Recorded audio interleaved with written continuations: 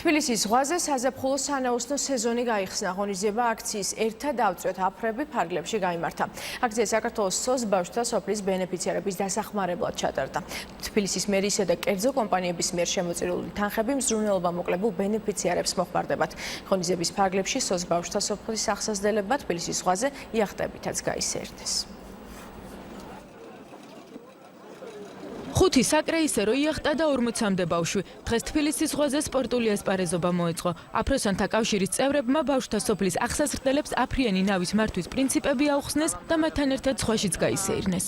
ყველაფერი ახსნილი იყო და სასიამოვნო გზნობა რაც ხვალ. კარგი იყო, ექსტრემი ცოტა და ავი. სეზონის გახსნაში მონაწილეობა მზრუნველობას მოკლებულ ბავშვებთან ერთად აფროსნობის სპორტით გატაცებულმა მოზარდებმაც მიიღეს. დღევანდელი ღონისძიება არის სეზონის გახსნა ამ სპორტისთვის, გარდა ამისა ახალგაზრდებისთვის არის ძალიან წამახალისებელი, ძალიან საინტერესო, ძალიან სანახაობრივი და მომავალში ვეცდებით, რომ ესეთი ტიპის ღონისძიებები ხშირად ჩავატაროთ, ხშირად დაუჭიროთ ხარი და ახალგაზრდებისთვის კიდევ უფრო საინტერესო გავხადოთ თბილისის შემოგარენ. ამ ბავშვებთან ერთად, ესე იგი, გაიხსნა ეს სეზონი. ეს არის სიმბოლიკა, ერთგვარი სიმბოლიკა, რომ შევახსენოთ ჩვენ საზოგადოებას, რომ ამ ბავშვებს სჭირდებათ გვერდში დგომა, სჭირდებათ ძალიან ბევრი მეგობარი. და ამ მეგობრობით ფაქტიურად ჩვენი ქვეყანა და ჩვენი მომავალიც ალბათ უფრო წინ წავა. ღონისძიება საქველმოქმედო ხასიათის იყო.